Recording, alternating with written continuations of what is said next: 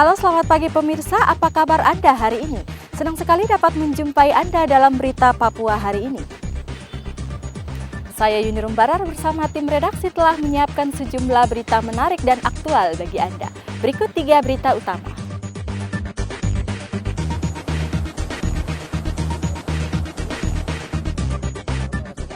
Seorang ABK di Merauke tewas setelah terseret baling-baling kapal.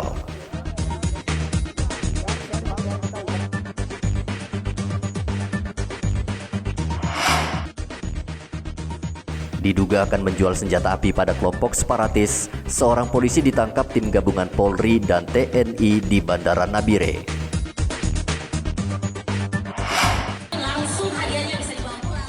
Sembilan venue PON ke-20 Papua diresmikan Gubernur Papua Lukas NMB.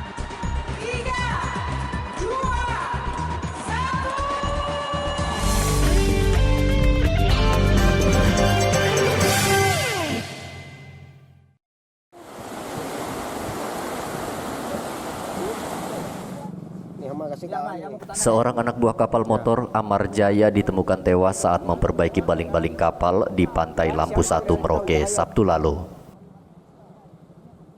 Syamsul Alam awalnya hanya berniat menyingkirkan tali yang melilit baling-baling di bawah mesin kapal.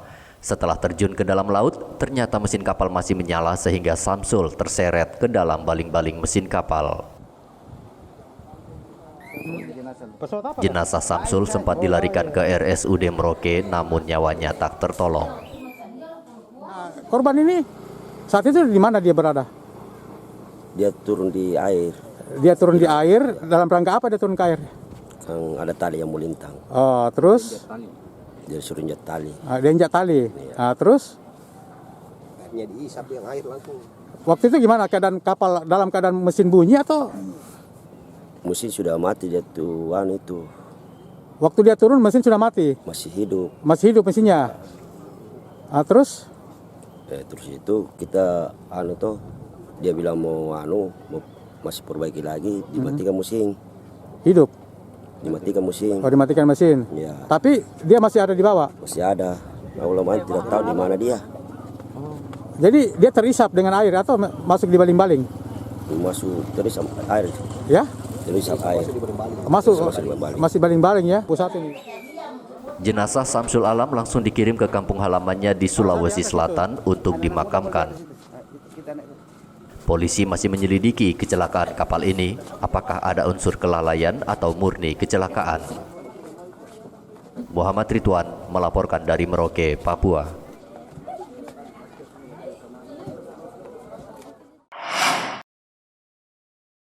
Seorang polisi ditangkap tim gabungan Polri dan TNI di Bandara Nabire Jumat lalu. Penangkapan Bribka JH setelah tim gabungan mendapat informasi ada transaksi jual beli senjata api antara oknum polisi dan kelompok separatis di Kabupaten Nabire. Diduga senjata yang dijual akan digunakan untuk menembak polisi, tentara, dan warga di Intan Jaya. Setelah menangkap Bribka JH, tim gabungan menyita 2 buah senjata jenis M16 dan M4 serta amunisi. Kapolda Papua Irjen Paulus Waterpau mengatakan terduga pelaku masih diperiksa penyidik di Polres Nabire. Diamankan saat ini ya karena membawa 2 pucuk senjata api laras panjang dengan menggunakan perlengkapan administrasi ya, yang bisa dengan mudah naik lewat angkutan penerbangan dan tiba di Nabire kemarin, dan suhunya sudah terpantau hasil komunikasi mereka itu beberapa waktu yang lalu, hampir 2 bulan ini ada ya. Bahkan sebelumnya tahun lalu juga sudah ada.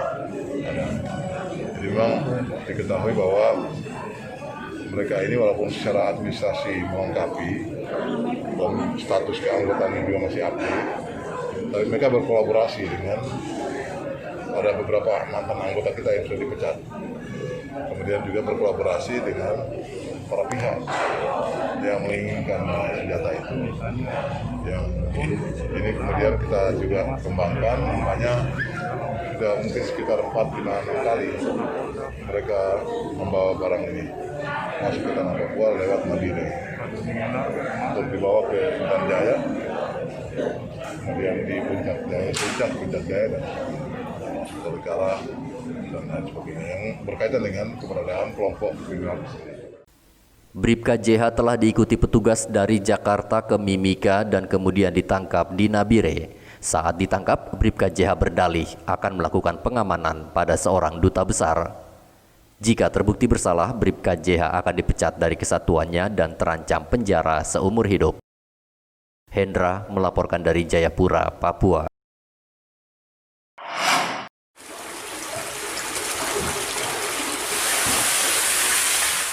Sebuah pabrik minuman keras oplosan digerebek polisi di Jalan Baru Esau Sesa, Manokwari, Papua Barat, Sabtu lalu. Pengoplos minuman keras oplosan jenis cap tikus tak berkutik ketika polisi masuk ke dalam pabrik dan mendapati ratusan minuman keras oplosan.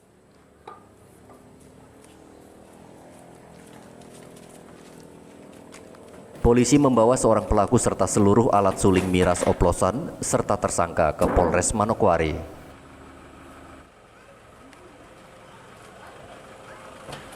Berdasarkan laporan informasi dari masyarakat bahwa yang bersangkutan memproduksi minuman lokal tersebut, antisipasi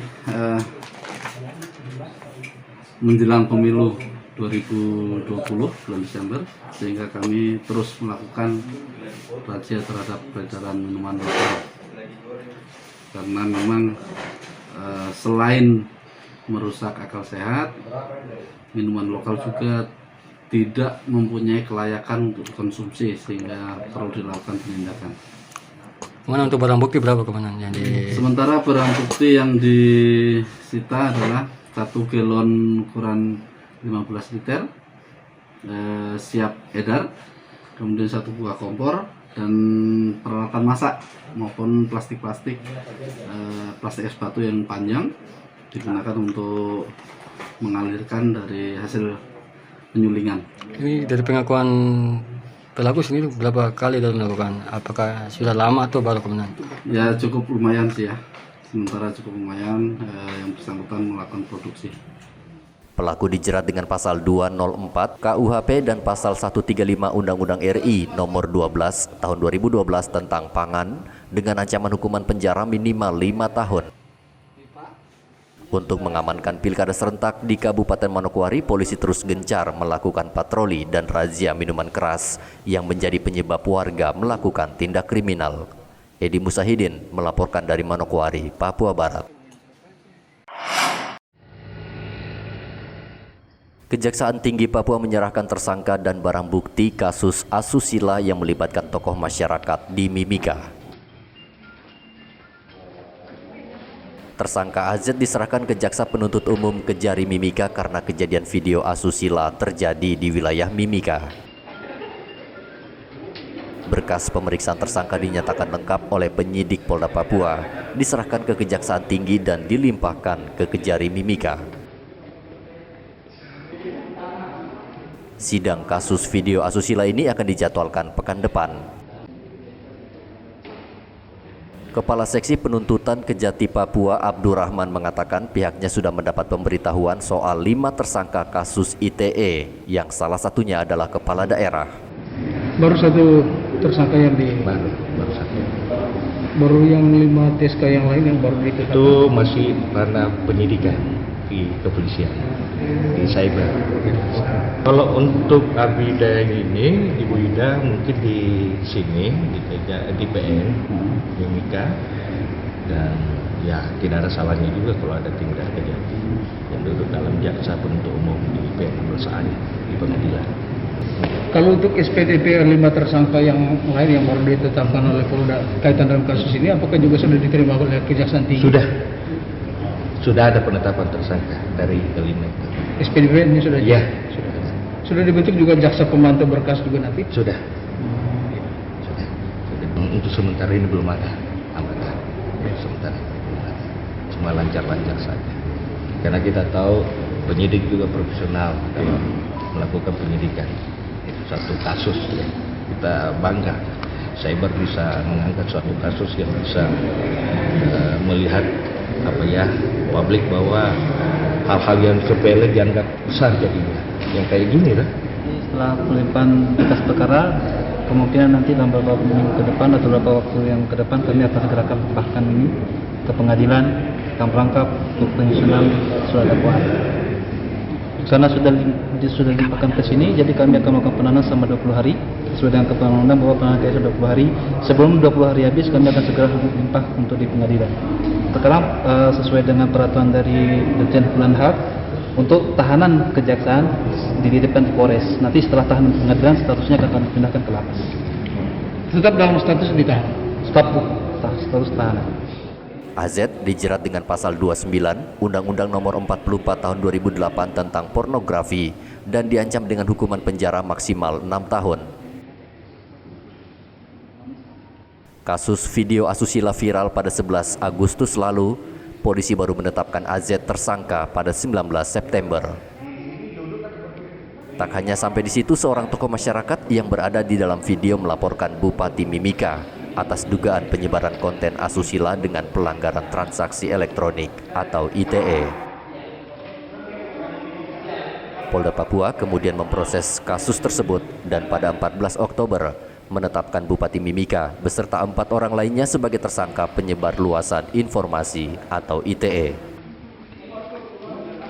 Saat ini penyidik Polda Papua masih melengkapi berkas perkara kelima tersangka itu.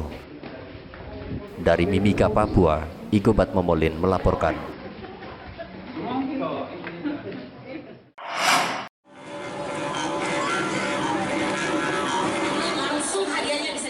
Acara peresmian 9 venue Pekan Olahraga Nasional ke-20 tahun 2021 dipusatkan di Stadion Lukas NMB di Sentani, Kabupaten Jayapura, Jumat lalu.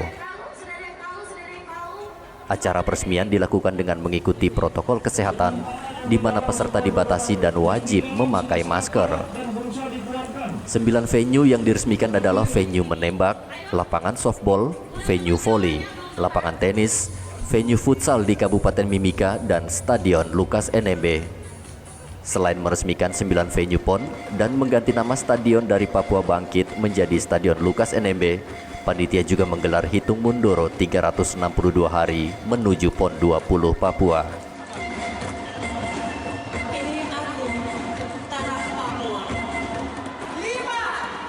Hitung mundur 362 hari PON 20 ditandai dengan pesta kembang api.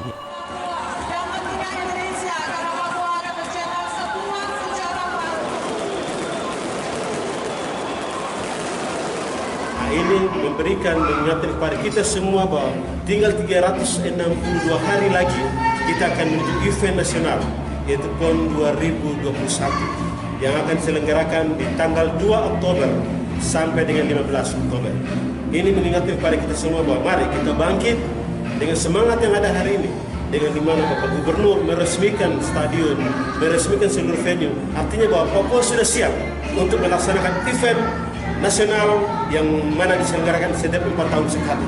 Dan kami dari semua panitia pengurus besar PP PON dan juga KONI Provinsi dan seluruh stakeholder yang ada di seluruh Papua, masyarakat, tokoh masyarakat seluruh kita yang ada di Papua, bahwa hanya itu 362 hari lagi kita akan menuju PON 2020. Itu waktu yang sangat singkat. Tentu mari, walaupun kita dihalangi dengan virus corona, tetapi itu tidak mengurangi semangat kami sebagai pengurus. PON ke-20 harusnya digelar pada Oktober tahun ini, namun karena pandemi COVID-19, Presiden memutuskan PON 20 mundur ke tahun 2021. Papua untuk pertama kalinya menjadi tuan rumah pesta olahraga nasional ini. Hendra melaporkan dari Jayapura, Papua.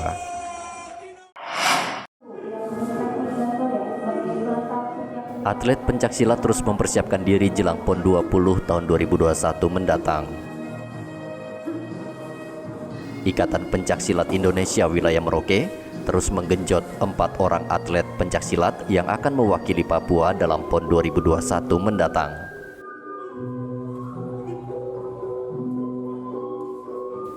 Ketua IPSI Merauke, Letkol Ega Ganta Chandra mengatakan 4 atlet yang akan berlaga di Pekan Olahraga Nasional terus berlatih mengasah kemampuan sehingga target emas yang dipatok pengurus KONI Papua dapat tercapai.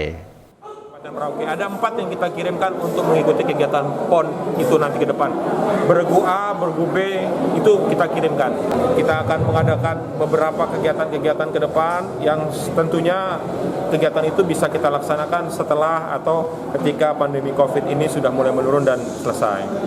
Kemudian saya perlu beritahu juga di sini bahwa IPSI dari Kabupaten Merauke ini sangat mengharumkan nama dari Kabupaten Merauke itu sendiri. Terbukti mulai dari tingkat kabupaten, tingkat provinsi, tingkat nasional, bahkan tingkat internasional, IPSI Kabupaten Merauke telah mengirimkan perwakilan-perwakilannya ke tingkatan tersebut dan bukan hanya mengirimkan, tetapi juga berhasil merebut atau mengharumkan nama IPSI Kabupaten Merauke dengan mendapatkan medali perak, perunggu, emas yang dipertandingkan.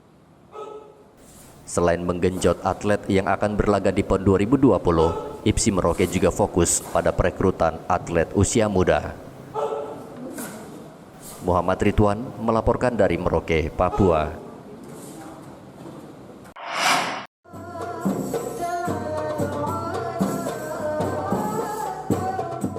Delapan 18 grup rebana dari 4 distrik di Merauke mengikuti festival rebana dalam rangka memperingati Hari Santri Nasional.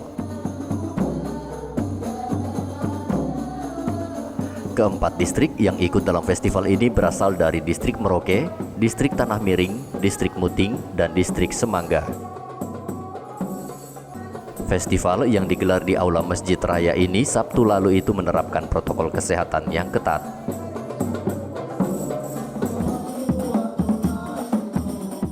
Masing-masing grup diberi waktu 10-15 menit untuk menampilkan kemampuan terbaik mereka di atas panggung.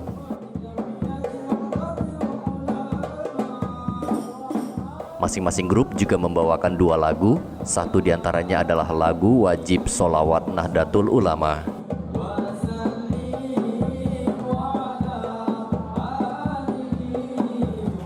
Penanggung jawab kegiatan Bashir mengatakan festival rebana yang digelar rutin ini diharapkan dapat menumbuhkan semangat pada diri setiap peserta agar semakin rajin bersolawat.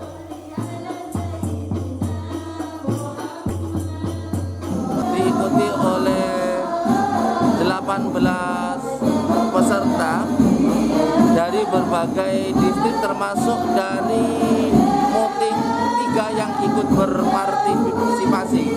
Kemudian untuk masing-masing peserta ataupun grup membawakan 2 lagu. Lagu yang pertama yaitu lagu wajib, yaitu Sholawat Nahdiyin, karena ini resolusi jihad dari Nahdlatul Ulama dalam rangka memperingati Hari Santri Nasional, dan yang satu adalah lagu Bebas. Juara pertama akan mendapat hadiah 5 juta rupiah, sementara juara 2 dan 3 masing-masing mendapat 4 juta dan 3 juta rupiah. Muhammad Ridwan melaporkan dari Merauke, Papua. Informasi tadi sekaligus menutup jumpa kita dalam berita Papua hari ini. Akhir kata saya Yunrum Barar bersama tim redaksi yang bertugas mengucapkan terima kasih atas perhatian Anda. Selamat pagi Wanyambe.